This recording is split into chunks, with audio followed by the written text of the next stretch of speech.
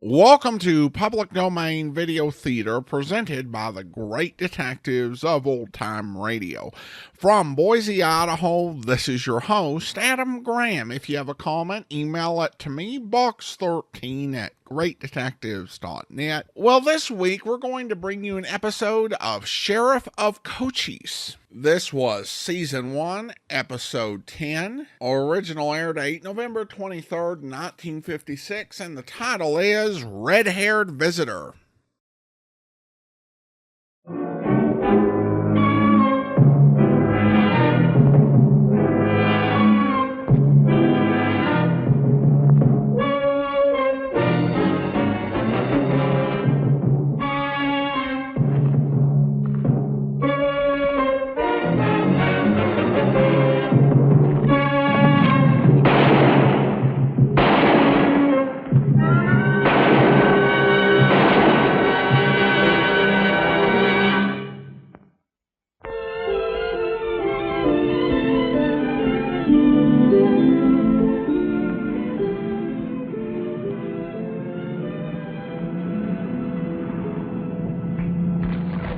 Here you are, sir. Thank you. Same as last time.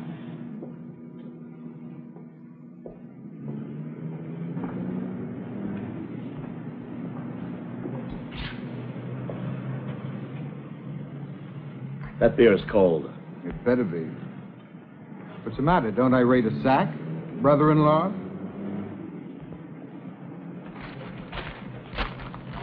My poor sister's dead. You mean nothing to me no more. Nothing. You meant nothing to me when she was alive. Charge.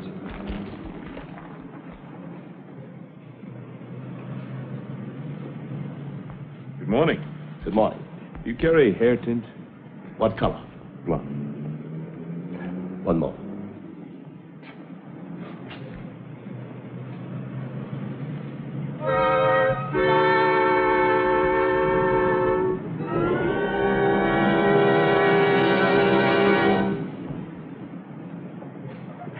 This is our big seller, $1. This one's a lighter shade, very popular, $2. Is that a fast color?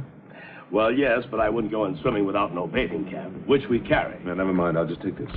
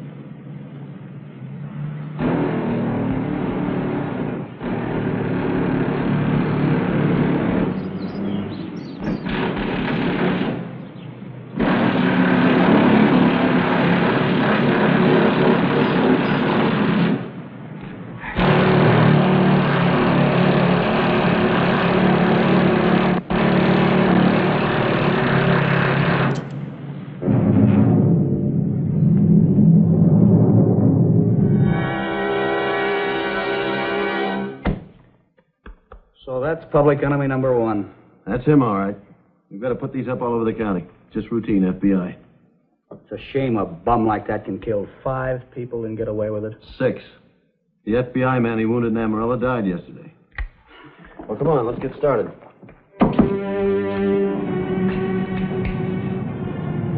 No good, Clint. A fine brother-in-law you got, August. What's the matter? Yesterday he tells me on the phone, come in and pick up my car.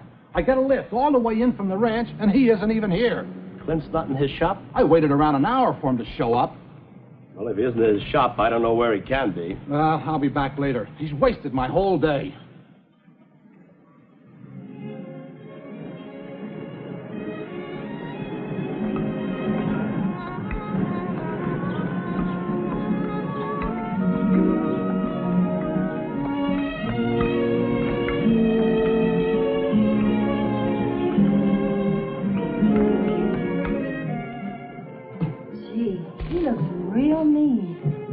doesn't show up around here.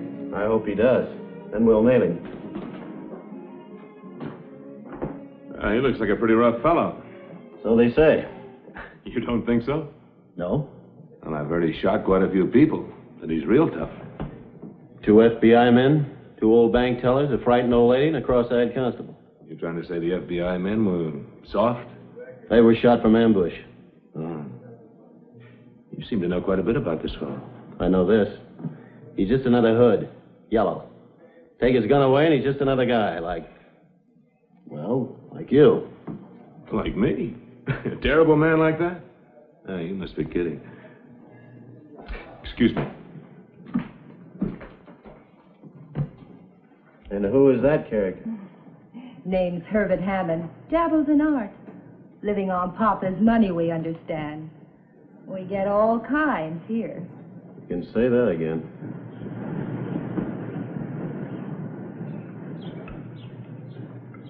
Hi, beautiful. Good morning. How about a swim? No, thank you. Mr. Hammond, Yes? that lady over there like to see you. Why didn't you say you had a date? Goodbye. I think I spent $5 on her for dinner. What she sees in that creep is beyond me, fella. Say, how about a little sport? Yeah? Such as? Do you think the creep can swim? Thanks a lot. Thank you. Morning, Hammond. Good morning. Been in the water? Well, no, not yet. I say it's fine. Yeah. We think you ought to go in the water. To tell you the truth, I didn't plan to go in at all. You see, I'm subject to colds. Oh, he's subject to colds, Tony. What a shame.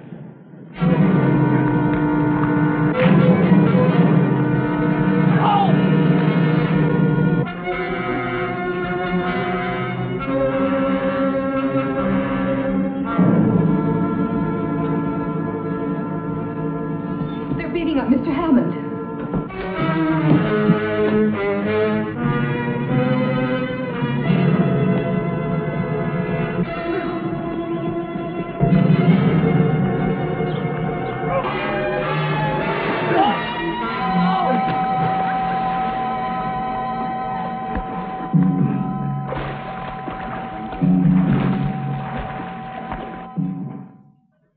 Here, buy yourself a gold cigar and get lost. Thank you, Mr. Hammond. Now, tell me something about yourself. Enough to tell. You see, he's modest on top of it. What a guy. It was thrilling to watch. Let me say it again. You did me a big favor, really. I think you did rather well yourself. Well, thanks. But I still detest brutality. Tell me, Morgan, how long have you been in the sheriff business? Oh, I guess just about all my working years. Did you ever think about giving it up? A friend of mine owns an island in the Gulf of California. It's small. There's nothing but goats on it now. But there's a natural deep water harbor there, and it's not far from Acapulco. You follow me?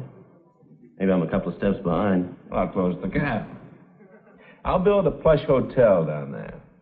We'll have liquor, gambling, anything money can buy. And get this, there's no taxes on the profit. Mexico forgot to claim that island, so we'll set up our own government. What am I, Congress? You're getting warm. You'll be Admiral of the Gunboat Navy and General of the Tin Star Army. You'll keep the riffraff out, and you'll let the mink coats in. Now, would that be worth $20,000 a year to you? Nope. Why not? Will Sheriff Morgan please come to the office? Well, before I go, Hammond, I'll tell you why not. The United States is the only island I want. And if you can't understand that, mister, I'm not going to try to explain. I figured a guy like you would be tough to pay off, so I folded this up nice and tight for you. I put it in your pocket. Nobody's looking. You're too generous with Papa's money.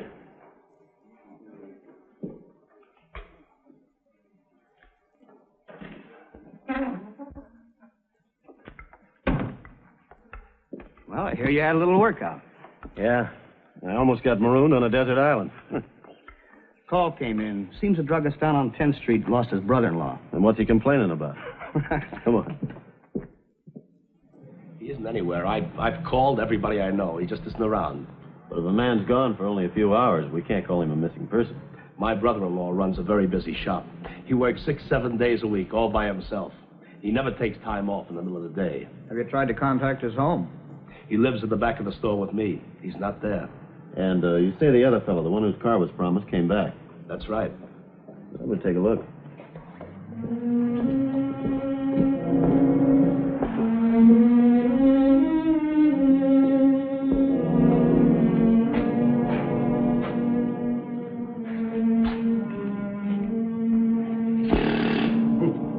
Compressor's still on. Must have left in a hurry. You don't think that short beer could have turned into a long one, do you? No, Clint's too stingy to drink in a bar. In the 20 years he was married to my sister, he didn't buy her 3 new dresses, didn't go on 1 vacation, didn't even take her to a picture show. He just worked, ate, and slept, and she waited on him hand and foot up till the day she died. Well, you don't mean to say he hasn't showed up yet? I decided the best thing was to call the sheriff. What'd you do that for? Excuse me, Sheriff. Oh, you've heard of the Riggs Turkey Ranch. Well, that's me. I'm Emery Riggs.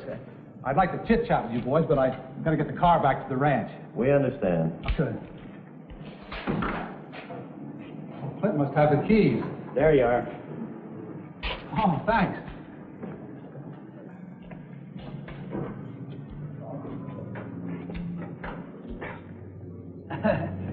Must be stuck. Oh, thanks.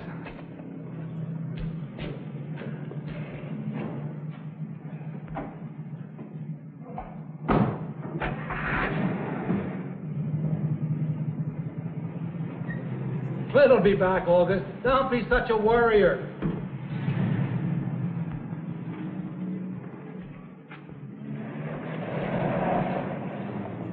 We'll keep our eyes open. If we find anything, we'll let you know right away. I'd appreciate that very much. You bet.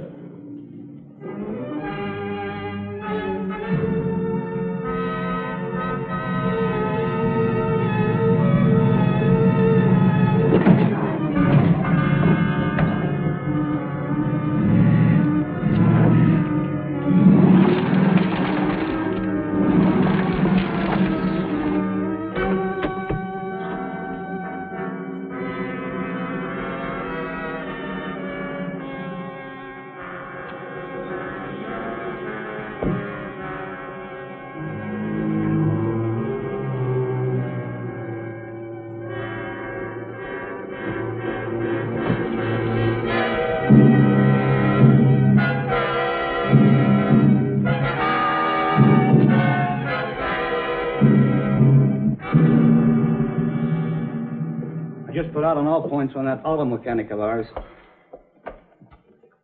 Harry, if a guy hates his brother-in-law, why would he call in the sheriff to locate him before anyone else has even noticed he's missing? Well, that's easy.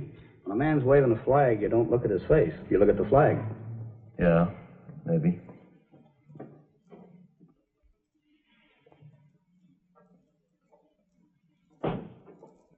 Like to see the sheriff. Frank, this lady'd like to see you. We'll bring her in. Right this way. I'd have come over sooner, but I don't get off till 5 o'clock. Be seated, Miss, Long, Alice Long. Age 50, single. So far. May I? Make yourself right at home. Oh, my, that's good. I guess my feet must know what time it is. By coming over, I'm missing my supper. I have to be back to the drugstore at 6 o'clock. You, have something to tell us? I do. I certainly do. Hate to see anybody made a fool of. Oh, well, now, who's being made a fool of, Miss Long? You two. That boss of mine, making you two chase all over the county looking for his brother-in-law when he knows good and well what's happened to him. What did happen to him? Well, he just moved out, that's all, like he told August he would. And I don't blame him. Why not? But you ought to have heard the way August kept nagging at Clint. You mean they argued right in the store? In the back. You see, they eat supper when I get back 6 o'clock. They've been batching ever since Clint's wife died. Oh, what a mess that kitchen must be in. I can hear every word over the petition, you see. Well, Suppose you tell us, Miss Long. Not every word, just every other word. Well, it was always just one subject. Every night when they sat down, August accused Clint of driving the sister to an early grave. What does Clint have to say? Pass the potatoes, quit hogging the mustard, never seemed to mind at all, except last night. Well, what happened last night? Well, you could hear every word they said, just if they was right in the store. They was both shouting. What'd they say? August was on his favorite subject, the sister. And then I heard him say very clear, if I'd been half a man, I'd have killed you a long time ago for her sake. You don't deserve to live. You're nothing. Go on, Miss Long. Well, and then Clint said, well, if that's the way you feel, then I'm moving out. The only reason I'm staying is for her sake. She would have wanted me to stay here and help you out with the board money. But this is the limit. And then August come back into the store looking sick. He was angry. And you figure that Clint just moved out? Exactly. Well, then why did August call us in? For appearance sake. August had fancy customers, family people, you know. They've known him and his sister for 25 years. And he's afraid Clint will go around saying that he threw his brother-in-law out with a sister hardly cold in her grave, and he's just trying to make it appear that Clint's leaving by his own choice. Well, thank you very much, Miss Long. Well, you're not going to keep on chasing him down, I hope. Well, Sheriff's Office, Morgan speaking. Well, we'll be right over. No, Miss Long, we're not going to keep on chasing him. He's dead. That was the turkey rancher. Clint's been shot and killed. Let's go, Harry. But you're going to arrest August? Well, what else can we do, Miss Long? Oh, but August's a fine person. He got principles he wouldn't kill. You just told me he threatened to kill Clint. Well, if I'd known Clint had been shot, You wouldn't have come. well, I don't know. I don't know.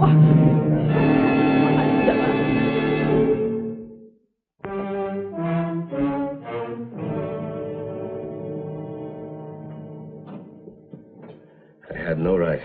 I had no right No right to what? to interfere in their lives. Don't you see, it's like a judgment. For years, I told her she'd made a terrible mistake in marrying him. She'd thrown her life away. And when she died so young, 40 years young, don't you think? It was as if the Lord had agreed with me. The sin of pride is a terrible thing. I was wrong. Just a few months, Clint has joined her in death. Somebody helped him along. What difference does that make? Don't you want to find and punish the killer? You don't understand. A higher power did not wish those two to be kept apart. How Clint died is unimportant. A few hours ago, you were awful anxious for us to find him. That was for my sister's sake. Now she can take care of him herself. I'm going to play it open with you, August. Last night, someone overheard you threaten to kill Clint. Today, you call us to try to locate him. And we find out he's murdered, you want us to drop the case. Does that make any sense to you? It most certainly does. You have your duty performed, Sheriff. I won't stand in your way. I don't want to. But I will not oppose what has been decreed. No power on this earth can make me do that. Then you don't want to make a statement. What is there to state? All right, Harry, bookie. Suspicion of murder. All right, August. Into your pockets.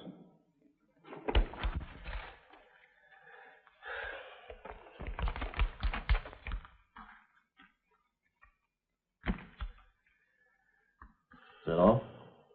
That's it.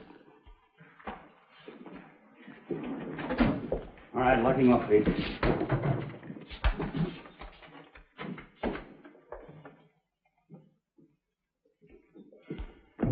You know the old lady's right. He's not the murdering type. Nope. Well.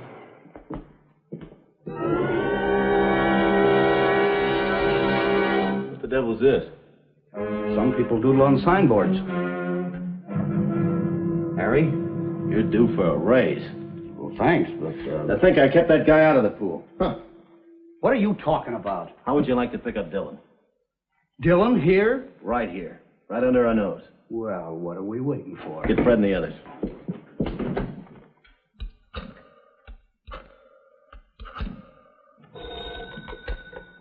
Hello? Yes? Now listen to me carefully. It's important. Get all the people away from the pool and back in their cabins, and keep them there. There'll probably be some gunplay. Yeah, Hammond.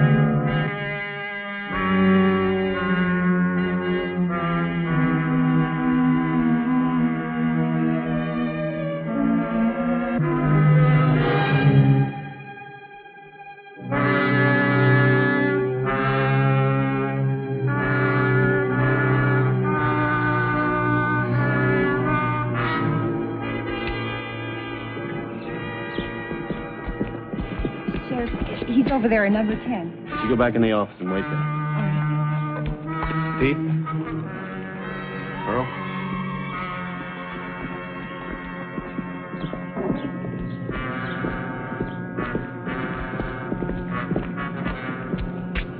Cover the side of the house. Right. You cover me. Gotcha.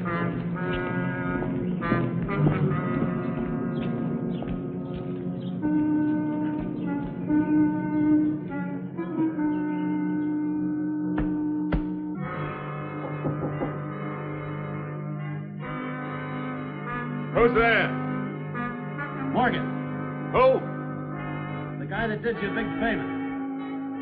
Oh, the sheriff. That's right. Well, what's on your mind? I'm only half dressed. Come on out on the patio for a drink. I want to talk with you. About what? That island. Maybe I was a little hasty. Just a minute.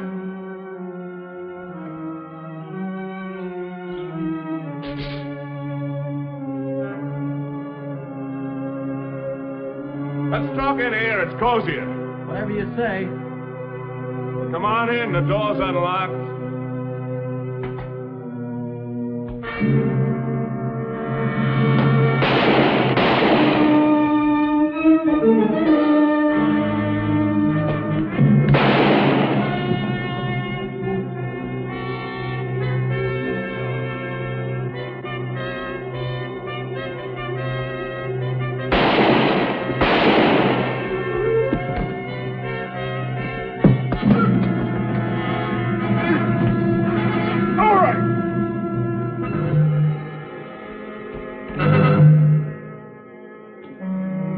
Put your hands up.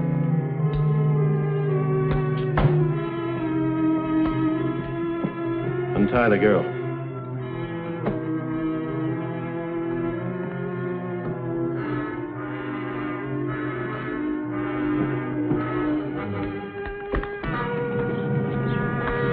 Wait a minute.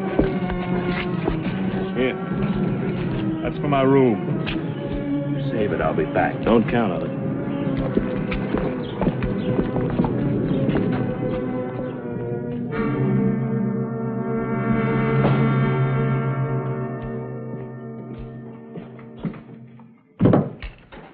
Thought you'd like to take a look at the gun that killed our auto repairman. Ballistics just checked it out against those slugs. Where'd you find it, in August's room? No, Dillon's. Dillon's? Huh. Man kills many times, Harry. Goes to the gas chamber once. You know, I hate to give that character back to the FBI. We take awfully good care of him here. Bring August out here. I think I tried to pin it on that poor devil.